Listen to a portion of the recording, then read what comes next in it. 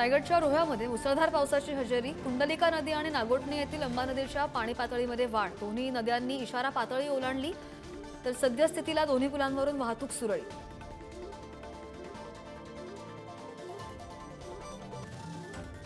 मुसळधार पावसामुळे बदलापूरमधील उल्हास नदीची पाणी पातळीमध्ये वाढ. नदीवरील चौपाटीच्या पायऱ्या पाण्याखाली.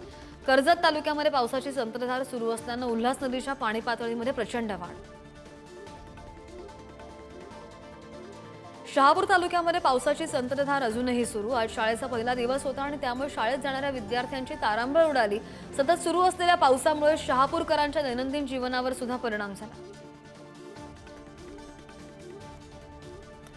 सतत पडणाऱ्या पावसामुळे ठाण्यामधील सखल भाग जलमय झाल्याचं पाहायला मिळालं. ठाण्याच्या वंदना बस डेपोमध्ये सुद्धा पाणी साचलेलं होतं. मुंबईमध्ये पहिल्याच पावसामुळे रस्त्यांची चाळण होण्यास सुरुवात. मुंबई ईस्टर्न एक्सप्रेस हायवेवर खड्डे पाहायला मिळालेत. खड्ड्यांमुळे वाहन चालकांचे अपघात होण्याची शक्यता वर्तवली जाते.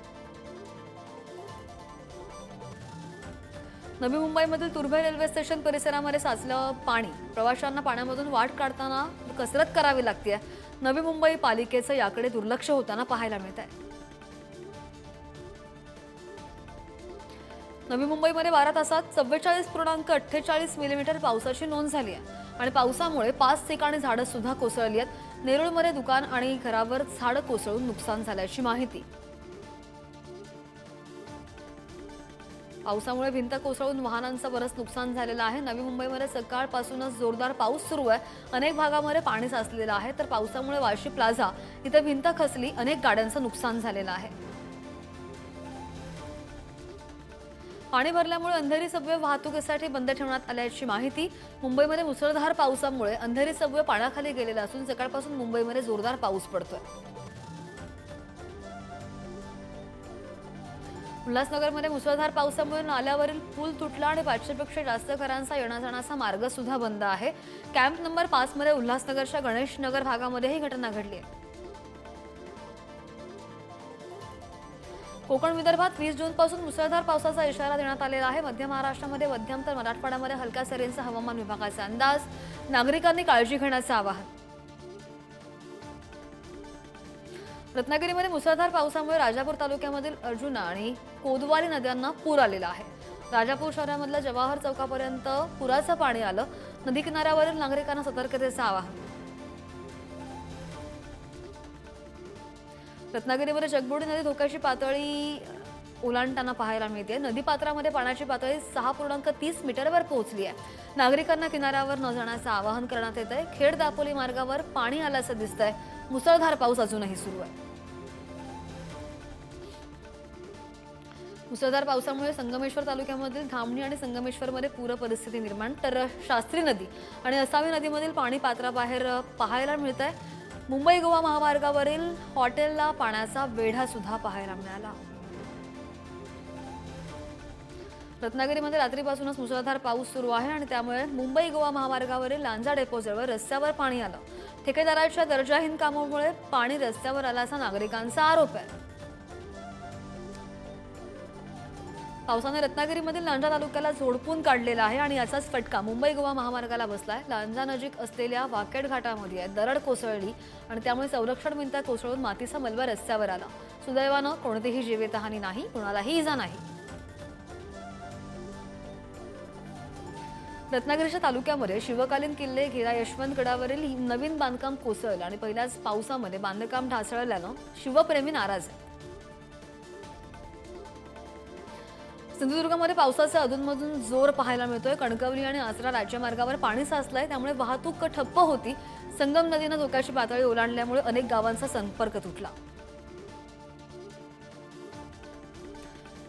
सिंधुदुर्ग कोल्हापूर करूळ घाटामध्ये 5 तासांनंतर वाहतूक सुरू झाली आहे. करूळ घाटामध्ये मातीचा मलबा आणि दरड आल्यामुळे घाटामधील वाहतूक ठप्प होती. महामार्ग प्राधिकरणाकडून मलबा हटवण्याचं काम पूर्ण झालेलं आहे. सुदैवानं कोणतीही जीवितहानी नाही. कणकवली आचरा राज्यमार्गावरून वाहतूक सुरू. तब्बल 6 तासांनंतर वाहतूक सुरू झाल्याची माहिती.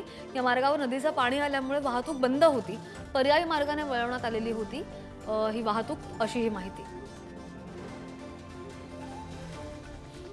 कोल्हापूर जिल्ह्यामध्ये जोरदार पाऊस झाला आणि जिल्ह्यामध्ये राजाराम आणि शिंगणापूर बंधारे पाण्याखाली गेले. पंचगंगा नदीची पाणी पातळी 14 फुटांवर आली आहे.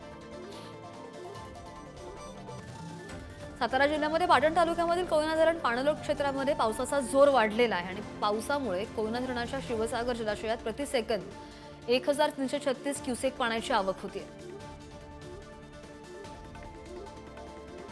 मुसळधार पावसामुळे शास्त्री नदीचं पाणी मानवी वस्तीमध्ये शिरलं. शास्त्री नदीच्या पाणी पातळीमध्ये प्रचंड वाढ झाली आहे आणि त्यामुळे जवळपेठ असणाऱ्या बाजारपेठेमध्ये पूर आला. नागरिकांना सतर्कतेचा इशारा दिला गेलाय.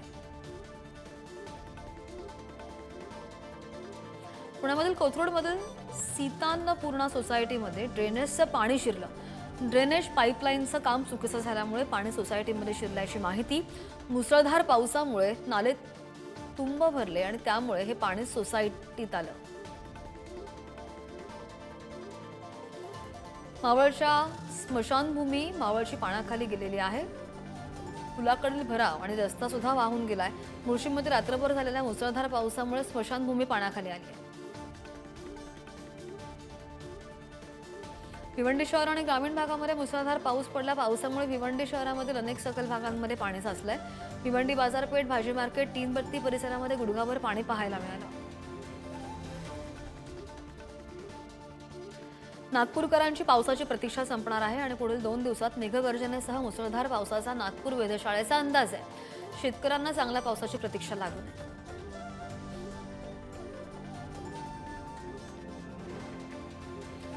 छत्रपती संभाजीनगरच्या वैजापूरमध्ये अनेक ठिकाणी जोरदार पाऊस झाला. अनेक ठिकाणी शेताला तळ्याचं स्वरूप प्राप्त झालं. अनेक ठिकाणी झाडं पडली आणि त्यामुळे वाहतूक विस्कळीत झालेली होती. अनेक घरांचं वादळी वाऱ्यामुळे नुकसान झालं.